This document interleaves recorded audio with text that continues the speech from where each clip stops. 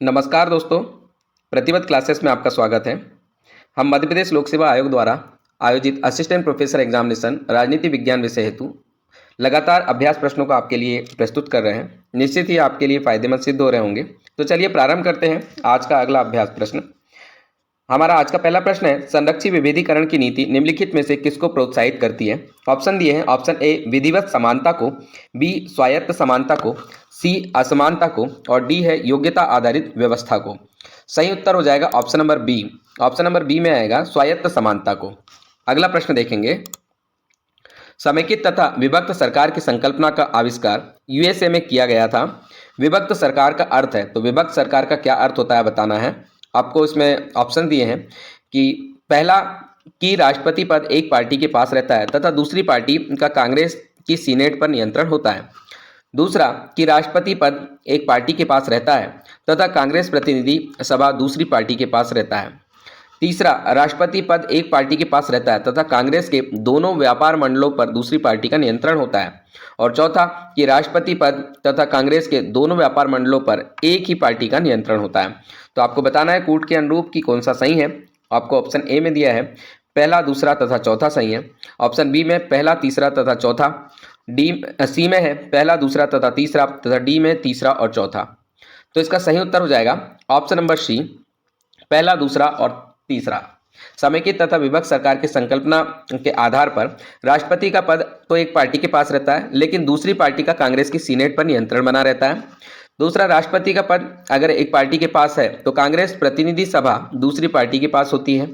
राष्ट्रपति का पद पार्टी के पास रहता है तथा कांग्रेस के दोनों व्यापार मंडलों पर दूसरी पार्टी का नियंत्रण होता है। तो यह यूएसए में ये समेकित सरकार की संकल्पना का आविष्कार किया गया था और इसकी विभक्त सरकार का अर्थ ये होता है जो इसमें बताया गया। तो सही उत्तर पहला, दूसरा और तीसरा होगा। अगला प्रश्न, सांस्कृतिक साम्राज्यवाद की प्रमुख कार्य प्रणाली है। तो सांस्कृतिक साम्राज्यवाद की कार्य प्रणाली बताना है। ऑप्शन ए अधिग्रहण, बी लूटमार, सी व्यापार और डी प्राधान्य।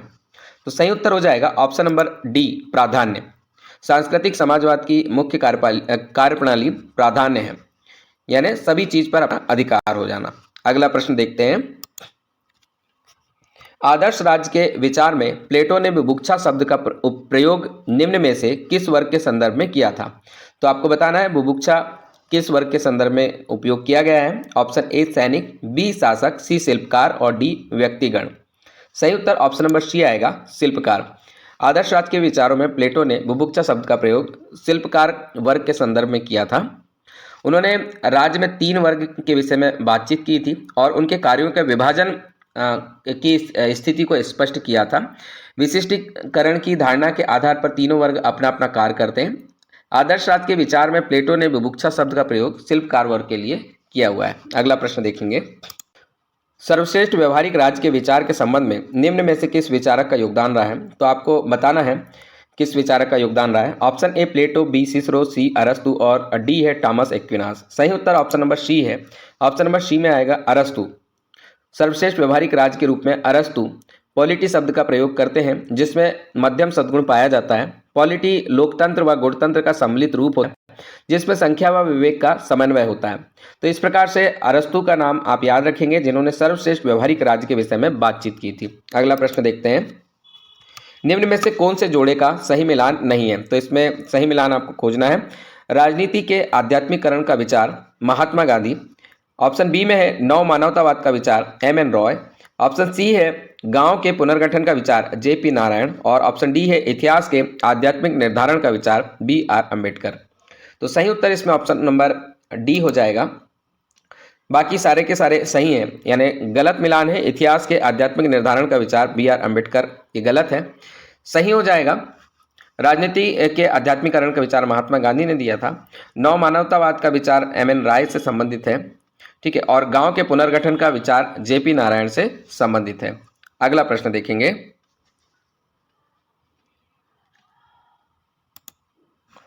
To treatises on civil government के लेखक कौन है। तो two treatises on civil government के लेखक खोजना है। Option A Hobbes, B Locke, C J S. Mill और डी टी.एच. ग्रीन। सही इसका उत्तर हो जाएगा option number B Locke. Two treatises on civil government के लेखक जॉन लॉक हैं। लॉक ने यह पुस्तक 1690 में लिखी है। अगला प्रश्न देखेंगे, निम्न में से किस लेखक ने न्याय का सिद्धांत समझौतावाद पर आधारित किया है? तो बताना है option A Lenin, B Nozick, C Rawls और डी रूसो। सही उत्तर ऑप्शन नंबर सी हो जाएगा, रॉल्स। न्याय का सिद्धांत समझौतावाद पर जो आधारित है वो लेखक थे रॉल्स। रॉल्स ने समझौतावाद पर आधारित सिद्धांत दिया था। उन्होंने अपने न्याय सिद्धांत को शुद्ध प्रक्रियात्मक न्याय की संज्ञा दी है। इनकी प्रसिद्ध पुस्तक थ्योरी ऑफ जस्टिस है जो 1971 में आई थी, जो न्याय सिद्धांत पर आधारित है। अगला प्रश्न देखेंगे, इसमें जोड़े मिलान नहीं है, वो आपको खोजना है। दो तलवारों का सिद्धांत जॉन्स ऑफ सेल्सबरी। ऑप्शन बी है न्याय का वितरणात्मक सिद्धांत रॉल्स। ऑप्शन सी है अंतर्विरोध का विचार माओ। ऑप्शन डी है नव मानवतावाद का विचार, तो सिद्धांत लिखा है इसमें। सही इसका उत्तर हो जाएगा ऑप्शन नंबर डी। जो सही मिलान नहीं है नव मानवतावाद का विचार का सिद्धांत, इसमें प्रिंटिंग मिस्टेक है, लेकिन सही उत्तर इसमें डी है। डी मिला हुआ नहीं है, बाकी सब सही है। दो तलवारों का सिद्धांत जॉन्स ऑफ सेल्सबरी ने दिया था। न्याय का वितरणात्मक सिद्धांत रॉल्स ने दिया है और अंतर्विरोध का विचार माओ ने दिया है। अगला प्रश्न देखेंगे, चर्च की सरकार इसके सदस्यों पर सहमति पर आधारित है। इस विचार की पुष्टि किसने की? ऑप्शन ए पुनर्जागरण, बी परिसदिक आंदोलन, सी ज्ञानोद्दीप काल और डी पांडित्यवाद। तो सही उत्तर ऑप्शन नंबर बी होगा, परिसदिक आंदोलन। चर्च की सरकार परिसदिक आंदोलन के सदस्यों की सहमति पर आधारित है। इस विचार की पुष्टि किसने की है? तो आपको आ जाएगा परिसदिक आंदोलन ने इस विचार की पुष्टि की है। और इसके आंदोलन के प्रतिपादक का नाम अगर पूछा जाता है तो मार्सिलियो द पेडुआ इसके प्रतिपादक हैं। अगला प्रश्न देखेंगे, यह अभिकथन और कारण पर निर्भर प्रश्न है। अभिकथन ए है, हीगल के अनुसार वर्तमान ऐतिहासिक विकास क्रम में केवल संवैधानिक राजतंत्र ही विवेकपूर्ण शासन प्रणाली है। कारण आर दिया है, परंतु जर्मन स्वभाव के लिए निरंकुश राजतंत्र ही एकमात्र अनुकूल व्यवस्था है। आपको कथन सही है, कौन सा कथन सही है आपको खोजना है। ऑप्शन ए है, कथन ए तथा कारण आर दोनों सही है, आर ए की सही व्याख्या है। बी है, ए तथा आर दोनों सत्य है परंतु आर ए की सही व्याख्या नहीं है। सी है, ए सही है परंतु आर गलत है, तथा डी में ए गलत है परंतु आर सही है। सही उत्तर ऑप्शन नंबर बी हो जाएगा। ऑप्शन नंबर बी के अनुसार दोनों कथन सत्य परंतु आर ए की सही व्याख्या नहीं है। दोनों कथन पुनः देख लेते हैं। अभिकथन ए में है, हीगल के अनुसार वर्तमान ऐतिहासिक विकास क्रम में केवल संवैधानिक राजतंत्र ही विवेकपूर्ण शासन प्रणाली है, बिल्कुल सत्य है। ऑप्शन नंबर जो कारण आर है, कारण आर में जर्मन स्वभाव के लिए निरंकुश राजतंत्र ही एकमात्र अनुकूल व्यवस्था है, यह भी सही है, लेकिन यह अभिकथन की व्याख्या नहीं करता है। अगला प्रश्न देखते हैं, यह किसने कहा कि कौन क्या कब तथा कैसे प्राप्त करता है? यह राजनीति का विषय है। आपको इसमें विद्वानों के नाम दिए हैं। Option A Lasswell, B Laski, C David Easton और डी आलमंड। सही उत्तर होगा option number A Lasswell. Lasswell शक्ति सिद्धांत के प्रमुख प्रतिपादक थे और उन्होंने कहा था कौन क्या कब तथा कैसे प्राप्त करता है, यह राजनीति का विषय है। उनकी प्रसिद्ध पुस्तक है politics, how get what when why, जो कि 1936 में आई थी। अगला प्रश्न देखेंगे, निम्न में से किसका विश्वास है कि शासक वर्ग शक्ति तथा विशिष्ट चालाकी से शासन करता है? तो आपको बताना है ये विचार किसका है। Option A Mosca, B Pareto, C Mills और डी माइकल्स। सही उत्तर हो जाएगा ऑप्शन नंबर बी। पेरेटो का विश्वास है कि शासक वर्ग शक्ति तथा विशिष्ट चालाकी से शासन करता है। अगला प्रश्न हम देखेंगे, आदर्शवाद आधारित है, तो आदर्शवाद किस पर आधारित है बताना है। ऑप्शन ए विधि की प्रधानता, बी शांति की प्रधानता पर, सी विवेक की प्रधानता पर, डी नैतिकता की प्रधानता पर। सही उत्तर ऑप्शन नंबर डी हो जाएगा, नैतिकता की प्रधानता पर। आदर्शवाद के अनुसार राष्ट्रों को अपने नैतिक सिद्धांत पर चलना चाहिए। विश्व की समस्त वस्तुएं विचार या चेतना की अभिव्यक्ति है। सृष्टि का सारतत्व जड़ पदार्थ नहीं अपितु चेतना है। तो यह नैतिकता पर आधारित एक सिद्धांत है। अगला प्रश्न देखेंगे, नियामक राजनीति सिद्धांत पर कृत विद्रोही सिद्धांत कौन सा है? तो आपको बताना है। ऑप्शन ए व्यवहारवाद, ऑप्शन बी है उत्तर व्यवहारवाद, सी है समुदायवाद और डी है उदारवाद। सही उत्तर ऑप्शन नंबर ए हो जाएगा, व्यवहारवाद। नियामक राजनीति सिद्धांत का कृत विद्रोही सिद्धांत व्यवहारवाद कहलाता है। अगला प्रश्न देखेंगे, भारत की संघीय व्यवस्था इस संघीय राज्य के निकट है, तो भारत की संघीय व्यवस्था किसके निकट है आपको बताना है। ऑप्शन ए अमेरिका के संयुक्त राज्य, option number B Canada, option C Switzerland और ऑप्शन डी फ्रांस। तो सही उत्तर हो जाएगा option number B Canada. Bharat की संघीय व्यवस्था कनाडा के संघीय राज्य के निकट है। और भारतीय संघीय व्यवस्था के प्रमुख तत्वों की बात करें तो ये लिखित संविधान है, स्वतंत्र न्यायपालिका यहाँ पर है और शक्तियों का विभाजन होता है, दोहरी शासन व्यवस्था है। अगला प्रश्न देखेंगे, भारत की संसदीय व्यवस्था कौन से सिद्धांत पर आधारित नहीं है? तो आपको बताना है किस सिद्धांत पर आधारित नहीं है। ऑप्शन ए सामूहिक उत्तरदायित्व, बी न्यायिक सर्वोच्चता, सी शक्तियों का पृथक्करण और डी संघवाद। सही उत्तर ऑप्शन नंबर सी हो जाएगा, शक्तियों का पृथक्करण। भारत की संसदीय व्यवस्था शक्तियों के पृथक्करण पर आधारित नहीं है। इसके अलावा सामूहिक उत्तरदायित्व इसमें पाया जाता है, न्यायिक सर्वोच्चता भी दिखती है, संघवाद की विशेषता भी इसमें दिखाई देती है। अगला प्रश्न देखेंगे, सामाजिक विज्ञान में व्यवस्था सिद्धांत आया। तो सामाजिक विज्ञान में व्यवस्था सिद्धांत कहां से आया है? ऑप्शन ए है जीव विज्ञान द्वारा नरशास्त्र तथा समाजशास्त्र से, बी है भौतिक विज्ञान द्वारा गणित शास्त्र तथा अर्थशास्त्र से, सी है गणित शास्त्र द्वारा अर्थशास्त्र तथा राजनीति विज्ञान से, और डी है जीव विज्ञान के बाद समाजशास्त्र से राजनीति विज्ञान में। तो सही उत्तर हो जाएगा ऑप्शन नंबर डी, सामाजिक विज्ञान में व्यवस्था सिद्धांत जीव विज्ञान के बाद समाजशास्त्र से राजनीति विज्ञान में आया। तुलनात्मक राजनीति के अंतर्गत व्यवस्था विश्लेषण सिद्धांत अमेरिकन राजनीति शास्त्रियों की देन है। सर्वप्रथम इस सिद्धांत का प्रयोग जीव विज्ञान के बाद समाजशास्त्र में किया गया था और उसके बाद में यह सिद्धांत समाजशास्त्र से होते हुआ राजनीति विज्ञान में आया और समस्त राजनीति विज्ञान के विश्लेषण का आधार बना। अगला प्रश्न देखते हैं, विश्व में सबसे पुराना द्वितीय सदन है। तो सबसे पुराना द्वितीय सदन कौन सा है बताना है। Option A Rajya Sabha, B American Senate, इसमें बी लॉर्ड सभा, सी अमेरिकन सीनेट और डी कनाडा की सीनेट। इसमें ऊपर नीचे हो गए हैं ऑप्शंस। तो दोस्तों इसका उत्तर वैसे आप सभी जानते होंगे, इसका उत्तर हो जाएगा ऑप्शन नंबर बी लॉर्ड सभा। विश्व में सबसे पुराना द्वितीय सदन अगर कोई है तो वो लॉर्ड सभा है। लॉर्ड सभा को इंग्लैंड की लोकतांत्रिक प्रणाली में कुलीय तंत्री संस्था कहा जाता है क्योंकि इसकी सदस्यता का आधार चुनाव नहीं होता, वंशगत होता है और लॉर्ड सभा विश्व में सबसे पुराना द्वितीय सदन कहलाता है और है ये। अगला प्रश्न देखेंगे, निम्न में से कौन से देश में संसदात्मक तथा अध्यक्षात्मक शासन प्रणाली का मिश्रण है? तो उस देश का नाम बताना है। ऑप्शन ए भारत, बी संयुक्त राज्य अमेरिका, सी यूनाइटेड किंगडम और डी फ्रांस। सही उत्तर ऑप्शन नंबर डी हो जाएगा, फ्रांस। फ्रांस में संसदात्मक तथा अध्यक्षात्मक शासन प्रणाली का मिश्रण देखा जाता है। 1958 के संविधान ने 5वें गणराज्य की स्थापना की थी, जिसमें ना तो राष्ट्रपति सरकार का प्रावधान है और ना ही संसदीय सरकार का, बल्कि इसमें दोनों तत्वों को मिला दिया गया। इस प्रकार से संसदात्मक तथा अध्यक्षात्मक दोनों प्रकार की शासन प्रणाली फ्रांस में 1958 के बाद में देखी जा रही है। अगला प्रश्न देखेंगे, राजनीतिक दलों का त्रिवर्गीकरण एक दल पद्धति, द्विदल पद्धति तथा बहुदल पद्धति में किसने बांटा है? Option A Duverger, B La Palombara, C Jean Blondel और डी है एलन बाल। तो सही उत्तर हो जाएगा ऑप्शन नंबर सी जीन ब्लांडेल। राजनीतिक दलों के त्रिवर्गीकरण एक दल पद्धति, द्विदल पद्धति, बहुदल पद्धति के रूप में जीन ब्लांडेल ने बांटा है। अगला प्रश्न देखते हैं, निम्न देशों में से किस देश के प्रत्येक राज्य का अपना अलग संविधान है? तो आपको बताना है किस देश में प्रत्येक राज्य का अलग संविधान होता है। ऑप्शन ए इंग्लैंड, बी संयुक्त राज्य अमेरिका, सी फ्रांस और डी भारत। तो इसका उत्तर आप भली भांति जानते होंगे, सही उत्तर ऑप्शन नंबर बी है संयुक्त राज्य अमेरिका। संयुक्त राज्य अमेरिका में प्रत्येक राज्य का अपना अलग संविधान है। अमेरिकी राजनीति का सर्वाधिक आकर्षक तत्व के रूप में यह दिखाई देता है। अमेरिका के में राष्ट्रपति का पद तो होता है और इस पद के योग्य व्यक्ति का निर्वाचन एक निर्वाचक मंडल द्वारा किया जाता है, लेकिन एक ही संविधान इसमें पूर्णतः वर्क नहीं करता, हर राज्य का अपना संविधान होता है। तो ये आप बिल्कुल ध्यान रखेंगे। अगला प्रश्न देखेंगे, राज्य पुनर्गठन आयोग के अध्यक्ष कौन थे? तो ऑप्शन दिए हैं A K M Panikkar, B justice Fazal Ali, C H N Kunzru, D justice Rajamannar. तो सही उत्तर आप जानते हैं, ऑप्शन नंबर बी होगा जस्टिस फजल अली।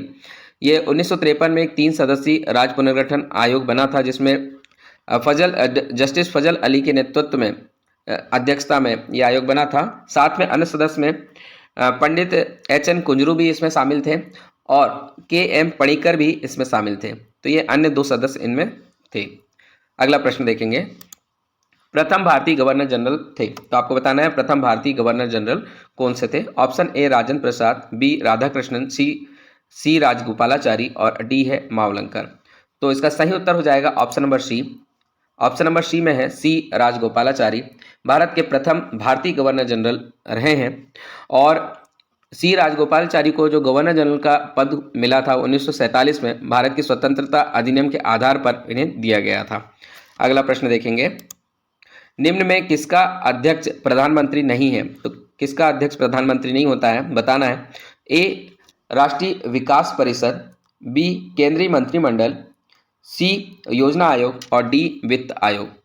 तो इसका उत्तर भी आप भली भांति जानते होंगे कि ऑप्शन नंबर डी इसका सही उत्तर हो जाएगा, वित्त आयोग।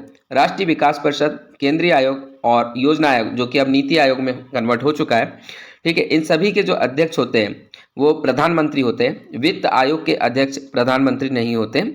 वित्त आयोग में एक अध्यक्ष और 4 अन्य सदस्य होते हैं, जिसको आप अच्छे से जानते हैं, जिनकी नियुक्ति राष्ट्रपति के द्वारा की जाती है।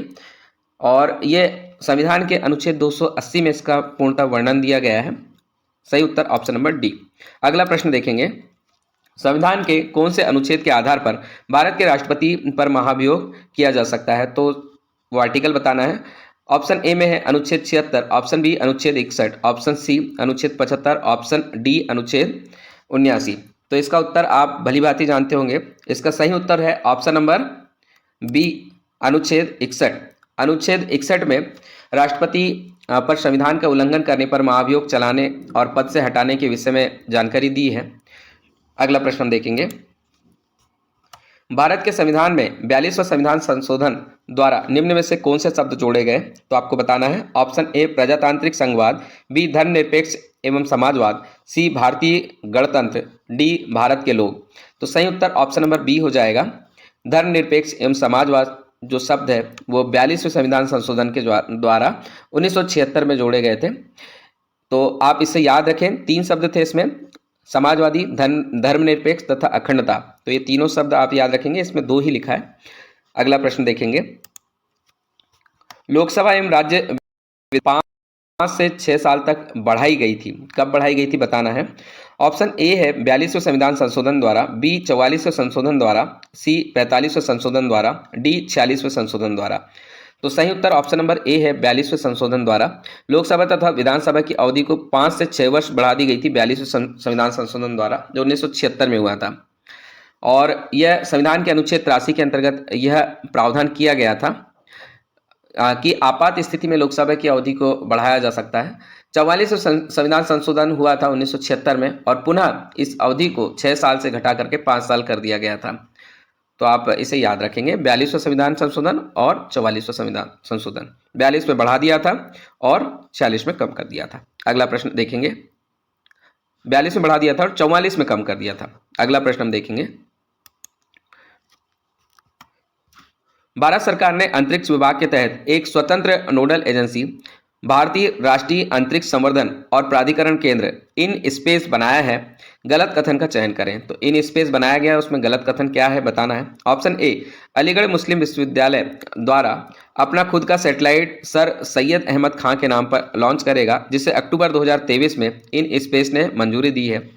बी है, इन स्पेस को अपने स्वयं के कैडर के साथ एकल खिड़की नोडल एजेंसी के रूप में स्थापित किया है, जो निजी कंपनियों की गतिविधियों को अनुमति देती है और उन पर निगरानी करती है।